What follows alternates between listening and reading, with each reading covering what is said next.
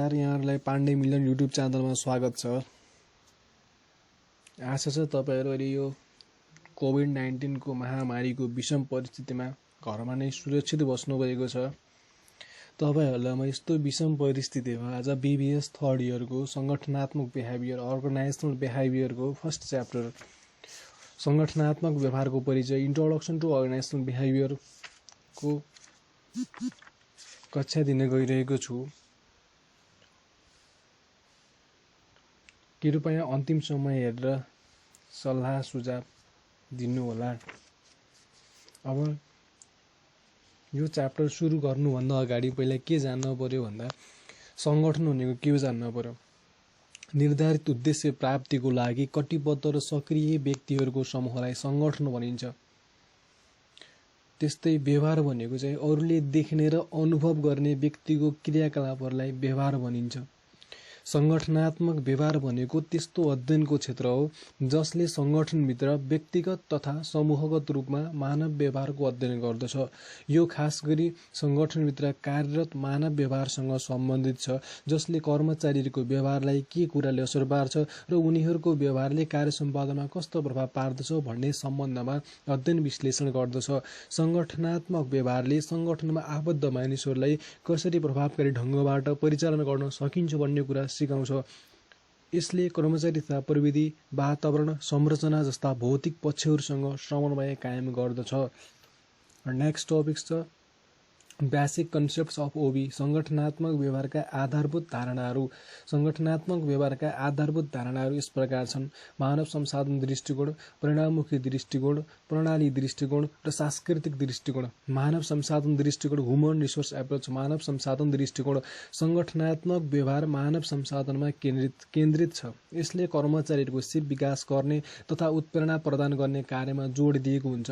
परिणाममुखी दृष्टिकोण result oriented approach. परिणाममुखी दृष्टिकोण संगठनको उत्पादकता वृद्धि गर्ने तथा लक्ष्य हासिल गर्ने तर्फ संगठनात्मक व्यवहार निर्देशित हुन्छ। यसरी यो परिणाममुखी हुन्छ। प्रणाली दृष्टिकोण प्रणाली भनेको अन्तर्निर्भर तत्त्वहरूको समूह हो जुन आपसमा मिलेर निर्धारित लक्ष्य हासिल गर्नको लागि कार्यरत रहेका हुन्छन्। संगठनात्मक प्रणालीमा 3 तत्त्वहरू हुन्छन्: निवेश, प्रक्रिया, प्रतिफल। अनि सांस्कृतिक दृष्टिकोण कल्चरल एप्रोच। सांस्कृतिक दृष्टिकोण यस धारणा अनुसार संगठनलाई संस्कृतिले प्रत्यक्ष प्रभाव पार्दछ। संगठनमा रहेको प्रचलन अनुरूप कर्मचारीहरूले व्यवहार गर्दछ। यदि संगठनमा सकारात्मक संस्कृति छ भने त्यहाँ रहेका कर्मचारीहरू बढी उत्पादनमुखी हुन्छन्।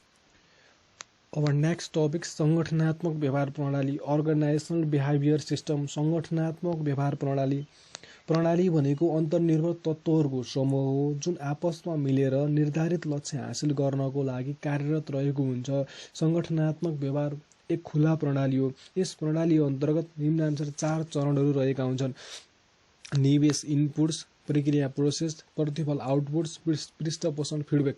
निवेश इनपुट्स संगठनात्मक व्यवहार प्रणालीको पहिलो चरण निवेश हो। निवेश अन्तर्गत 3 प्रकारका तत्त्वहरू यस प्रणालीमा प्रवेश गराइन्छ: व्यक्तिगत तह, समूहगत तथा संस्थागत तहका तत्त्वहरू। व्यक्तिगत तहबाट संगठनात्मक व्यवहार प्रणालीमा कर्मचारीको शारीरिक विशेषता, मानसिक क्षमता, मूल्य, विचारधारा, व्यक्तित्व आदि तत्त्वहरू प्रवेश गरिन्छ। समूहगत तहबाट समूह विशेषताहरू, समूह सम्मिश्रण, समूह आकार, मानव सम्बन्ध आदि तत्त्वहरू निवेश गरिन्छ भने संगठनात्मक तहबाट मुख्यतया संगठनात्मक ढाँचा, संस्कृति, नेतृत्व तत्त्वहरू निवेशको रूपमा उपयोग गरिन्छ। प्रक्रिया प्रोसेस संगठनभित्र मानव संसाधनबाट अपेक्षित व्यवहार हासिल गर्नका लागि सम्पूर्ण निवेश तत्त्वहरूको उत्कृष्ट परिशोधन गर्नुपर्दछ। यस अन्तर्गत सम्पूर्ण निवेशलाई 3 तहमा नै परिशोधन गरिन्छ। पहिलो अर्थात् व्यक्तिगत तहमा उत्प्रेरणा, अनुभूति, सिकाइ, निर्णय प्रक्रिया आदि प्रक्रियाहरू सञ्चालन गरिन्छ। दोस्रो अर्थात् समूह तहमा खास गरी टोली कार्य, टिमवर्क, सञ्चार, कम्युनिकेसन, नेतृत्व, लिडरसिप, द्वन्द्व निराकरण आदि प्रक्रियाहरू सञ्चालन गरिन्छ। र यस प्रक्रियाको तेस्रो क्रममा संगठनात्मक तह पर्दछ। यस अन्तर्गत संगठनात्मक स्वरूप, मानव संसाधन व्यवस्थापन नीति, वातावरणसँग अन्तर्क्रिया आदि प्रक्रियाहरू पर्दछन्। प्रतिफल आउटपुट्स सङ्गठनात्मक व्यवहार प्रणालीको तेस्रो महत्त्वपूर्ण तत्त्व प्रतिफल हो। यही प्रतिफल प्राप्त गर्नको लागि समग्र सङ्गठनात्मक व्यवहार प्रणाली परिचालन भइरहेको हुन्छ। यस प्रणालीको उत्कृष्ट परिचालनबाट सङ्गठनले प्रतिफलको रूपमा उच्च उत्पादकत्व र उच्च कार्यसन्तुष्टि प्राप्त गर्दछ। साथै कर्मचारीको न्यून परिवर्तन तथा न्यून अनुपस्थिति पनि हासिल गर्दछ। पृष्ठपोषण फिडब्याक सङ्गठनात्मक व्यवहार प्रणालीको समाप्ति पश्चात यसको प्रभावकारिता कस्तो रह्यो भन्ने बारे मूल्याङ्कन गर्नुपर्दछ। यसबाट उक्त प्रणालीको राम्रो तथा नराम्रो पक्षहरूबारे जानकारी प्राप्त हुन्छ। साथै सम्पूर्ण प्रक्रिया सञ्चालनको क्रममा पनि नियमित अनुगमन गर्नुपर्दछ। अनुगमनले यस प्रणालीका बाधा अवरोध हटाउन तथा प्रभावकारिता अभिवृद्धि गर्न सहयोग गर्दछ। यस्तै मूल्याङ्कन परिणामले आउँदा दिनहरूमा सङ्गठनात्मक व्यवहार प्रणालीको कमजोरी हटाउन तथा प्रभावकारिता अभिवृद्धि गर्न सहयोग गर्दछ। यस प्रकार सङ्गठनात्मक व्यवहार प्रणाली अन्तर्गत निवेश, प्रक्रिया, प्रतिफल, पृष्ठपोषण गरी 4वटा महत्त्वपूर्ण चरणहरू पर्दछन्। ती चरणहरूबीच एक आपसमा अन्तर्सम्बन्ध रहेको हुन्छ। कुनै एक चरणको प्रभावकारिता या कमजोरीले अन्य चरणलाई प्रत्यक्ष प्रभाव पार्दछ। अब नेक्स्ट टपिक्स सङ्गठनात्मक व्यवहारको आधारभूत मान्यताहरू। Basic assumption of organisational behaviour. सङ्गठनात्मक व्यवहारको आधारभूत मान्यताहरू। मानव व्यवहारको पूर्वानुमान गर्नु निकै कठिन छ। सङ्गठनभित्र कर्मचारीहरूले कुन बेला कस्तो व्यवहार प्रकट गर्दछ भनी थाहा पाउन निकै गाह्रो हुन्छ। कर्मचारीहरूको व्यवहार बुझ्न र पूर्वानुमान गर्नका लागि सङ्गठनात्मक व्यवहारका आधारभूत मान्यताहरूबारे जानकारी प्राप्त गर्नुपर्दछ। बुदागत रूपमा सङ्गठनात्मक व्यवहारका आधारभूत मान्यताहरू निम्नानुसार छन्। व्यक्तिगत भिन्नता, इन्डिभिजुअल डिफरेन्सेस। व्यक्तिगत भिन्नता सङ्गठनभित्र कर्मचारीबीच आपसमा भिन्नता रहेको हुन्छ। सङ्गठनमा कार्यरत कर्मचारीहरू फरक फरक भौगोलिक स्थानबाट, फरक फरक धर्म, संस्कृति, आचरण, बानी, योग्यता, उमेर र लिङ्ग सङ्गठनमा कार्यरत कर्मचारीहरू फरक फरक भौगोलिक स्थानबाट आएका हुन्छन्। उनीहरूको धर्म, संस्कृति, आचरण, बानी, योग्यता, उमेर र लिङ्गमा पनि भिन्नता रहेको हुन्छ। सोही अनुरूप उनीहरूको व्यक्तित्व र विशेषतामा पनि अन्तर रहेको हुन्छ। यस्तो अवस्थामा व्यवस्थापकले भिन्न भिन्न कर्मचारीहरूलाई फरक फरक ढङ्गबाट मोटिभेट गर्नुपर्ने हुन्छ। समग्र व्यक्ति, अ होल पर्सन। समग्र व्यक्ति सङ्गठनात्मक व्यवहारले कर्मचारीको समग्र पक्षको जानकारी राख्नुपर्ने हुन्छ। कर्मचारीहरूले एउटा सङ्गठनमा दिनको 8 घण्टा मात्र काम गर्न बिताउँछन् भने बाँकी 16 घण्टा घर परिवार र साथीभाइहरूसँग बिताउँछन्। कर्मचारीको व्यवहार थाहा पाउनका लागि कार्यालयका साथसाथै बाह्य समयको समेत अध्ययन गर्नुपर्छ। यस्तो अध्ययनले उनीहरूको भावना र समस्यामा जानकारी प्राप्त गर्न सकिन्छ। यही तथ्यलाई महसुस गरी कतिपय सङ्गठनहरूमा परिवार मैत्री कार्य वातावरण पनि सिर्जना गरेको पाइन्छ। व्यवहारको कारण हुन्छ। Behaviour is caused. व्यवहारको कारण हुन्छ। मानव व्यवहारको पछाडि निश्चित कारण हुन्छ। निश्चित कारणबाट मानव व्यवहार निर्देशित भइरहेको हुन्छ। व्यक्तिको अपेक्षा, क्षमता, भूमिका, लक्ष्य, धारणा तथा अवस्था अनुरूप उसले निश्चित व्यवहार प्रकट गर्दछ। सङ्गठनभित्र कर्मचारीको निश्चित लक्ष्य हुन्छ। उक्त लक्ष्य पुरा हुने गरी उनीहरूलाई उत्प्रेरणा प्रदान गर्नुपर्छ। यसले कर्मचारीमा उच्च कार्य सम्पादन गर्ने व्यवहार प्रकट गर्न प्रेरित गर्दछ। मूल्यवान व्यक्ति, भ्यालुड पर्सन। मूल्यवान व्यक्ति, हरेक व्यक्तिको आफ्नै मूल्य र आत्मसम्मान हुन्छ। उत्कृष्ट कार्य सम्पादन गरेर व्यक्ति सधैँ अरूबाट प्रशंसा पाउन चाहन्छ। पृथक कार्य गरी भिन्नता देखाउन चाहन्छ। अरूबाट मान सम्मानको अपेक्षा राख्दछ। कसैले हेला वा उपेक्षा गरेमा उनीहरूले नकारात्मक व्यवहार प्रकट गर्दछ। यसर्थ सङ्गठनमा व्यवस्थापकले कर्मचारी अपेक्षा र आत्मसम्मानमा ध्यान दिएर व्यवहार गर्नुपर्छ। सामाजिक प्रणाली, सोसियल सिस्टम। सङ्गठन एक सामाजिक प्रणाली हो। यसको छत्र छायाभित्र विभिन्न तह र योग्यता भएका कर्मचारीहरू मिलिजुली कार्य सम्पादन गरिरहेका हुन्छन्। हरेक कर्मचारीको आफ्नै काम, कर्तव्य र अधिकार हुन्छ। आपसमा समन्वय गरी उनीहरूले कार्य सम्पादन गरिरहेका हुन्छन्। उक्त सामाजिक प्रणालीमा कर्मचारीहरूको भूमिका तथा प्रभावबारे व्यवस्थापकमा राम्रो ज्ञान हुनुपर्छ। साझा चासो, म्युचुअल इन्ट्रेस्ट। साझा चासो कर्मचारी तथा सङ्गठन एक आपसमा निर्भर रहेका हुन्छन्। अर्थात् सङ्गठनलाई कर्मचारी आवश्यक पर्छ र कर्मचारीलाई सङ्गठन आवश्यक पर्छ। व्यवस्थापकले कर्मचारीहरूको व्यक्तिगत लक्ष्य हासिल गर्न सहयोग गर्नुपर्छ। यसले गर्दा कर्मचारीहरू उत्प्रेरित भएर सङ्गठनको कार्य सम्पादन गर्न तत्पर हुन्छन्। सहभागिताको चाहना, डिजायर फर इन्भल्भमेन्ट, सहभागिताको चाहना। कर्मचारीहरू स्वभावले निष्क्रिय रहन चाहँदैनन्। सङ्गठनको लक्ष्य प्राप्तिमा उनीहरूले महत्त्वपूर्ण सहभागिताको अपेक्षा राख्दछन्। यसर्थ सङ्गठनले उनीहरूलाई महत्त्वपूर्ण कार्य गर्ने तथा सहभागिता जनाउने अवसर प्रदान गर्नुपर्छ। यसले गर्दा उनीहरू प्रभावकारी रूपमा कार्य सम्पादन गर्न तत्पर हुन्छन्। छनौट धारणा, सिलेक्टिभ प्रिस्क्रिप्सन। छनौट धारणा, हरेक व्यक्तिको धारणा र चाहना फरक हुन्छ। एउटै विषयवस्तुमा पनि विभिन्न कर्मचारीहरूले फरक धारणा राख्दछन्। व्यक्तिले आफ्नो अभिरुचि र आवश्यकता अनुरूप धारणा ग्रहण गर्छ। यसलाई छनौट धारणा भनिन्छ। एक सफल व्यवस्थापकले कर्मचारीहरूको छनौट धारणा बुझ्नुपर्छ र सोही अनुरूप उनीहरूलाई व्यवहार गर्नुपर्छ। नैतिक पाठ, मोरल ट्रिटमेन्ट। नैतिक पाठ, कर्मचारीहरूलाई नियमित रूपमा नैतिक पाठ पढाउनुपर्छ। सङ्गठनको आवश्यकता अनुरूप उनीहरूको नैतिकता विकास गर्नुपर्छ। यसको लागि व्यवस्थापकले नैतिक पाठ समावेश गरी तालिम र अभिमुखीकरण कार्यक्रम सञ्चालन गर्नुपर्दछ। यसले कर्मचारी व्यवहारमा सकारात्मक प्रभाव पार्दछ। उनीहरूको नैतिकता, इमान्दारिता र कटिबद्धता वृद्धि गर्नमा सहयोग गर्दछ। यसले गर्दा सङ्गठनमा कार्यरत कर्मचारीहरूले उक्त सङ्गठनको लक्ष्य प्राप्तिमा महत्त्वपूर्ण योगदान पुर्याउन सक्दछन्। सङ्गठनात्मक व्यवहार विश्लेषणका तहहरू। Levels of OB analysis.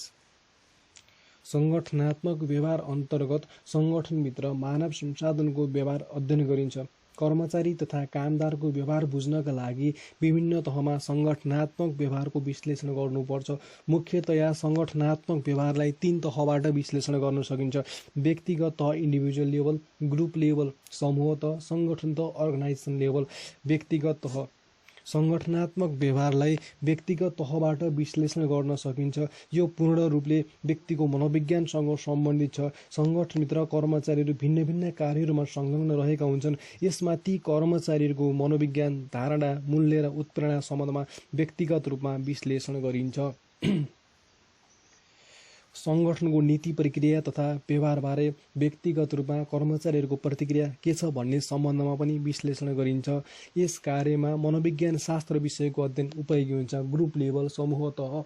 सङ्गठनात्मक व्यवहारलाई समूह तहबाट पनि विश्लेषण गर्न सकिन्छ। यो विश्लेषण सामाजिक मनोविज्ञानसँग सम्बन्धित छ। यस अन्तर्गत निम्न शीर्षकहरूमा अध्ययन विश्लेषण गरिन्छ। समूह क्रियाशीलता, सामूहिक कार्य सम्पादन, नेतृत्व। यस विश्लेषण कार्यमा मनोविज्ञान, साइकोलोजी, समाजशास्त्र, सोसियोलोजी तथा सामाजिक मनोविज्ञान, सोसियल साइकोलोजी विषयहरू उपयोगी हुन्छन्। सङ्गठन तह, अर्गनाइजेसन लेभल। सङ्गठन तह, सङ्गठनको व्यवहारलाई समग्र सङ्गठन तहमा पनि विश्लेषण गर्न सकिन्छ। यसमा व्यक्ति वा खास समूहमा ध्यान दिइँदैन। समग्रमा सङ्गठनको सांस्कृतिक संरचना, विकास, प्रभावकारिताबारे यसमा अध्ययन र विश्लेषण गरिन्छ। यस अन्तर्गत सङ्गठनको समग्र रूपमा निम्न शीर्षकहरूमा अध्ययन गरिन्छ। उत्पादकत्व, प्रोडक्टिभिटी, अनुपस्थिति, प्रतिस्थापन, कार्यसन्तुष्टि, सङ्गठनात्मक सदस्यता। यस कार्यमा सामाजिक मनोविज्ञान, समाजशास्त्र, मानवशास्त्र विषयहरू उपयोगी हुन्छन्। यस प्रकार सङ्गठनात्मक व्यवहारलाई व्यक्तिगत तह, समूह तह तथा सङ्गठन तह गरी 3 चरणमा अध्ययन विश्लेषण गर्न सकिन्छ। अब हामीले नेक्स्ट टपिक्स हेरौँ।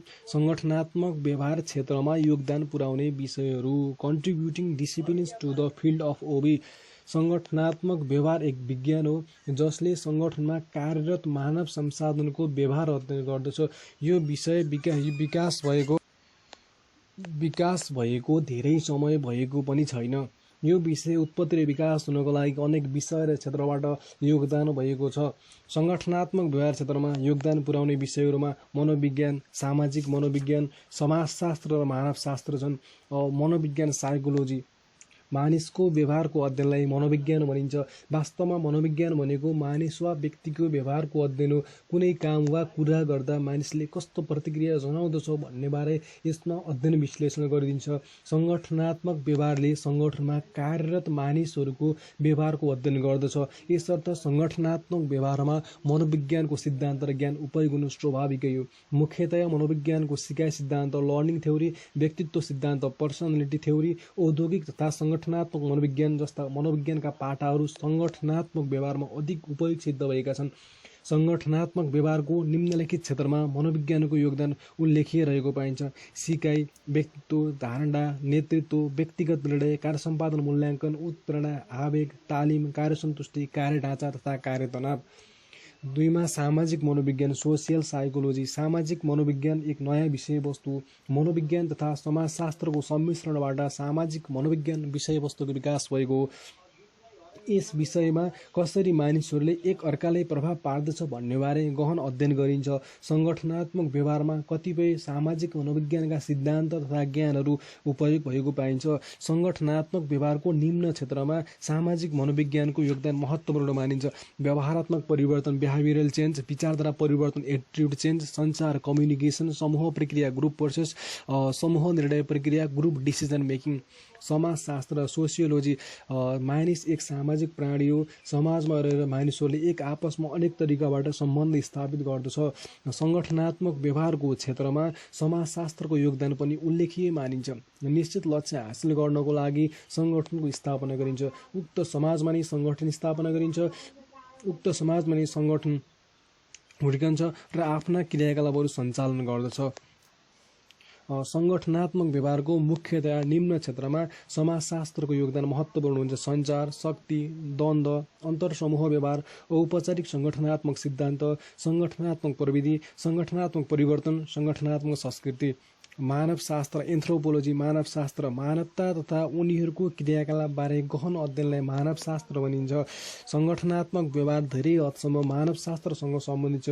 सङ्गठनमा कार्यरत मानिसहरूको धर्म, संस्कृति, प्रचलन र व्यवहार बुझ्नको लागि यसले सहयोग गर्दछ। सङ्गठनात्मक व्यवहारको निम्न क्षेत्रमा मानवशास्त्रको उल्लेखनीय योगदान रहेको छ। तुलनात्मक मूल्य, तुलनात्मक विचारधारा, सम्मिश्रण संस्कृतिको विश्लेषण, सङ्गठनात्मक संस्कृति, सङ्गठनात्मक वातावरण र शक्ति। अब नेक्स्ट टपिक्स हेरौँ। सङ्गठनात्मक व्यवहारको चुनौती तथा अवसरहरू। Challenge and opportunities of organisational behaviour. सङ्गठनात्मक व्यवहारको चुनौती तथा अवसरहरू। संसारमा आधुनिकीकरण तथा प्राविधिक विकासले सङ्गठनको आकार र प्रकृतिमा आमूल परिवर्तन ल्याएको छ। सोही अनुरूप सङ्गठनात्मक व्यवहारमा पनि व्यापकता तथा जटिलता वृद्धि भएको छ। एउटा सङ्गठनमा कार्यरत कर्मचारीहरूको धर्म, संस्कृति, उमेर, लिङ्ग, योग्यता र विचारधारा फरक फरक हुन्छन्। यस्तो अवस्थामा एउटा मानव संसाधन व्यवस्थापकले सामना गर्नुपर्ने प्रमुख चुनौती तथा यसबाट सिर्जना हुने प्रमुख अवसरहरू यस प्रकार छन्। 1 नम्बरमा आर्थिक दबावको सामना, रेस्पोन्डिङ टु इकोनोमिक प्रेसर। आर्थिक दबावको सामना। देश र समाजको आर्थिक अवस्था सधैँ समान रहँदैन। सुहाउँदो आर्थिक अवस्थामा व्यवसाय सञ्चालन गर्न सजिलो नै हुन्छ, तर कठिन आर्थिक अवस्था वा मन्दी, रिसेसनमा सफलतापूर्वक सङ्गठन सञ्चालन गर्नु निकै चुनौतीपूर्ण हुन्छ। आर्थिक दबावको अवस्थामा व्यवस्थापकले कर्मचारीहरूलाई उच्च कार्य सम्पादनको लागि दबाव दिनुपर्ने हुन्छ। पारिश्रमिकमा कटौती गर्नुपर्ने हुन्छ। कमजोर कर्मचारीलाई अवकाश दिनुपर्ने हुन्छ। यो कार्य व्यवस्थापकको लागि निकै चुनौतीपूर्ण हुन्छ। विश्वव्यापीकरणको सामना, रेस्पोन्डिङ टु ग्लोबलाइजेसन। विश्वव्यापीकरणको सामना। आज सङ्गठनहरू राष्ट्रिय सीमामा मात्र सीमित छैनन्। कोका-कोला, सनी, टोयोटा, स्यामसङ कम्पनीहरूले धेरै देशहरूमा आफ्नो कारखानाहरू स्थापना गरेका छन्।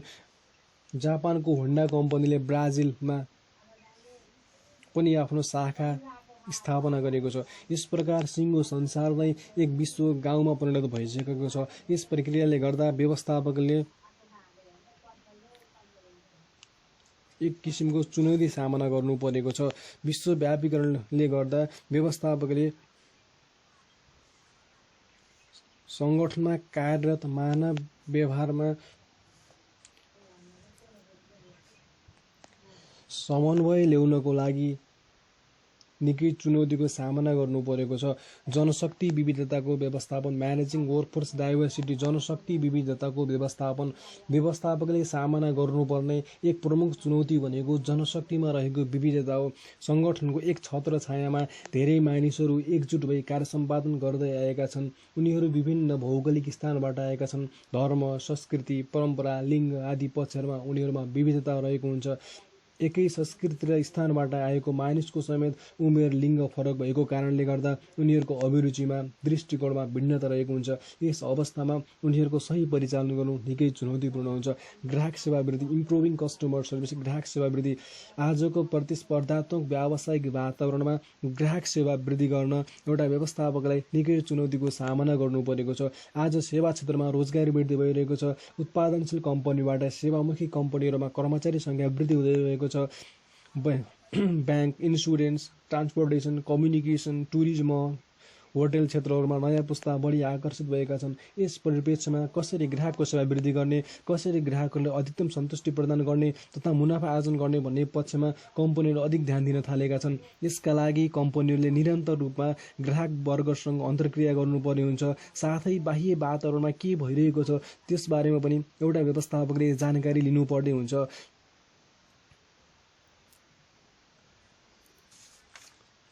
कर्मचारीको सिप विस्तार, इम्प्रुभिङ इम्प्लोइ स्किल। कर्मचारीको सिप विस्तार, सङ्गठनात्मक व्यवहारको अध्ययनले व्यवस्थापकलाई कर्मचारीहरूको कार्यव्यवहार बुझ्न तथा पूर्वानुमान गर्न सहयोग गर्दछ। यसका साथै उनीहरूको कार्यगत सिप र योग्यताबारे समेत जानकारी पाउन मद्दत गर्दछ। यसको आधारमा उनीहरूलाई आवश्यक पर्ने सिप तालिम पहिचान गरी प्रभावकारी तालिम कार्यक्रम प्रदान गर्नुपर्छ। आविष्कार तथा परिवर्तन प्रोत्साहन, स्टिमुलेटिङ इनोभेसन एन्ड चेन्ज। आविष्कार तथा परिवर्तन प्रोत्साहन, समय र वातावरण परिवर्तनशील छ। प्रविधि क्षेत्रमा निरन्तर विकास भइरहेको छ। खास गरी सञ्चार र यातायात क्षेत्रमा आएको तीव्र विकासले गर्दा सङ्गठनात्मक व्यवहारको अध्ययन र विश्लेषण गर्न पनि चुनौतीपूर्ण भएको छ। नयाँ नयाँ आविष्कार, विकास र परिवर्तनले गर्दा व्यवस्थापन विधिमा पनि परिवर्तन अपरिहार्य भएको छ। सङ्गठनमा कार्यरत कर्मचारीहरूको समेत नयाँ आविष्कार गर्दै परिवर्तन स्वीकार गर्दै जानुपर्दछ। यसका लागि उनीहरूलाई पर्याप्त प्रोत्साहन गर्दै जानुपर्छ। यो कार्य निकै चुनौतीपूर्ण हुन्छ। अस्थायीपनाको सामना,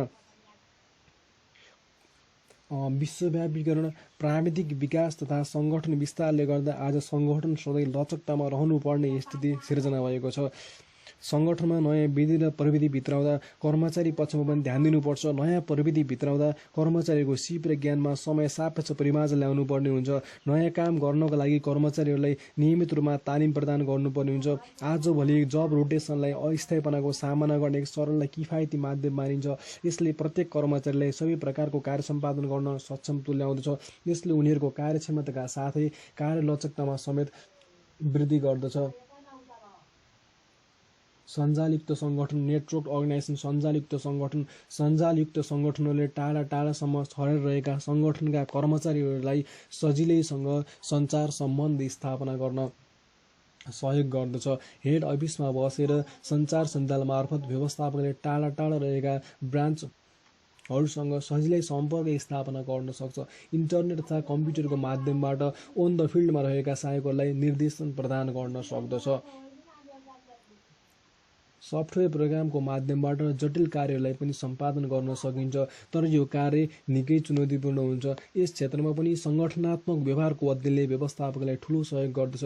कार्यजीवन द्वन्द्व समाधान, सल्भिङ वर्क लाइफ कन्फ्लिक्ट्स। कार्यजीवन द्वन्द्व समाधान, प्राविधिक एवं सञ्चार क्षेत्रको तीव्र विकासले गर्दा आज मानव जीवन बढी व्यस्त हुन थालेको छ। पहिला कर्मचारी दैनिक 7-8 घण्टा मात्र कार्यालयको काममा अथवा सङ्गठनको काममा व्यस्त रहन्थे र शनिबार छुट्टीमा रहन्थे। तर आज विज्ञान र प्रविधिको उपयोगले गर्दा कर्मचारीहरू कार्यालयको साथै घर र सवारी साधनमा रहँदा समेत कार्यालयको कार्यमा व्यस्त रहने गरेको पाइन्छ। यसले गर्दा उनीहरूले आफ्नो घर परिवारलाई पर्याप्त ध्यान दिन सक्दैनन्। यस अवस्थामा मानिसको निजी जीवन र कार्यजीवनबीच द्वन्द्व पैदा हुन्छ।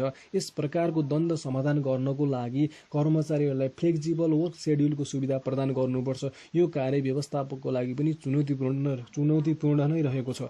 सकारात्मक कार्य वातावरणको सिर्जना, क्रिएटिङ अ पोजिटिभ वर्क। सकारात्मक कार्य वातावरणको सिर्जना, प्रतिस्पर्धात्मक व्यावसायिक वातावरणमा सङ्गठनलाई सफलतापूर्वक अगाडि बढाउनको लागि कार्यक्षेत्रमा सकारात्मक वातावरणको सिर्जना गर्नुपर्छ। यसले कर्मचारीहरूलाई सकारात्मक प्रभाव पार्दछ र उनीहरूले उच्च कार्य सम्पादन गर्दछन्। यसको लागि सकारात्मक तथा कडा नेतृत्व आवश्यक पर्दछ। सङ्गठनमा सकारात्मक वातावरण कायम गर्नु त्यति सजिलो छैन। यसका लागि कर्मचारीहरूलाई सक्षम, सबल, लचक तथा सृजनशील गराउनु पर्दछ। नैतिक व्यवहारमा सुधार, इम्प्रुभिङ इथिकल बिहेभियर। नैतिक व्यवहारमा सुधार, प्रतिस्पर्धात्मक वातावरणमा सफलता पाउनको लागि व्यवस्थापकले कर्मचारीहरूबाट उच्च उत्पादकताको आशा राख्दछ। यसका लागि कर्मचारीहरूको नैतिक व्यवहारमा पनि पर्याप्त सुधार ल्याउनु पर्दछ। सङ्गठनभित्र के असल तथा के खराब व्यवहार भनी प्रष्ट नियम कानुनको व्यवस्था गर्नुपर्छ। प्राय कर्मचारीहरूले सङ्गठनभित्र तथा बाहिर अन्य कर्मचारीहरूको व्यवहार निहालेर हेरिरहेका हुन्छन्। उनीहरूको गलत व्यवहारले कर्मचारीहरूलाई अनैतिक कार्य गर्न प्रेरित गर्दछ। यस पक्षमा व्यवस्थापन सदैव सतर्क रहनुपर्छ। व्यवस्थापनले नियमित रूपमा सेमिनार, गोष्ठी तथा कार्यशाला आदि कार्यक्रमहरू आयोजना गरी कर्मचारीहरूको नैतिक व्यवहारमा सुधार ल्याउने प्रयास गर्दै जानुपर्छ। सङ्गठनमा कार्यरत कर्मचारीहरूलाई उक्त सङ्गठनको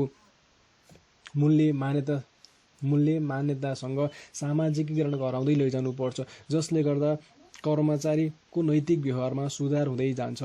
गुणस्तर उत्पादकता वृद्धि, इम्प्रुभिङ क्वालिटी एन्ड प्रोडक्टिभिटी। गुणस्तर उत्पादकता वृद्धि। यो प्रतिस्पर्धाको युग हो। हरेक क्षेत्रमा तीव्र प्रतिस्पर्धा छ। यसर्थ आजभोलि व्यवस्थापकहरू प्रतिस्पर्धामा उत्रिनु बाध्यता हो। उत्पादनको गुणस्तर र परिणाम वृद्धि गर्न सकेमा सङ्गठनको प्रतिस्पर्धात्मक क्षमता पनि वृद्धि हुन्छ। यसको लागि गुणस्तर व्यवस्थापन र प्रक्रिया पुनर्व्यवस्थापन कार्यक्रमहरू सञ्चालन गरिन्छ। यस्ता कार्यक्रमहरूमा कर्मचारीलाई सक्रिय रूपमा सहभागी गर्नुपर्छ। यो कार्य निकै चुनौतीपूर्ण छ। कर्मचारीहरूको सहयोग बिना ती कार्यक्रमहरू सफल हुन सक्दैन। कठिन मेहनत, उच्च उत्प्रेरणा, असल कार्य वातावरणबाट मात्र सङ्गठनमा उत्पादकता वृद्धि हुन सक्छ। यसबाट सङ्गठन र कर्मचारी दुवै लाभान्वित हुन्छन् र प्रतिस्पर्धात्मक व्यावसायिक वातावरणमा आफ्नो सङ्गठनलाई अगाडि लैजान सक्छन्। कर्मचारी वफादारीतामा कमी आउनु, डिक्लाइन इम्प्लोइङ लोयल्टी। कर्मचारी वफादारीतामा कमी आउनु। सङ्गठनको आकार जति ठुलो हुँदै जान्छ त्यहाँ काम गर्ने कर्मचारीको सङ्ख्या पनि बढ्दै जान्छ। आजभोलि ठुला सङ्गठनहरू स्थापना गरिन्छ। ठुला सङ्गठनहरूमा धेरै कर्मचारी हुन्छन्। यसले गर्दा व्यवस्थापक तथा कर्मचारीहरूबीच व्यक्तिगत सम्बन्ध घटेको छ। बढ्दो प्रतिस्पर्धाले गर्दा व्यवस्थापनले कर्मचारीहरूबाट न्यून पारिश्रमिक मा अधिक उत्पादकता खोज्दछ, जुन कर्मचारी वर्गको हित विपरीत छ। यस्तो अवस्थामा सङ्गठनप्रति कर्मचारीहरूको वफादारीतामा कमी आउनु स्वाभाविकै हो। यसर्थ कर्मचारीको वफादारीता वृद्धि गर्नको लागि अहिलेको वर्तमान समयलाई ध्यानमा राखेर कर्मचारीलाई उचित पारिश्रमिक, तलब भत्ताको व्यवस्था गर्नुपर्छ, जसले गर्दा कर्मचारीहरूमा सङ्गठनप्रति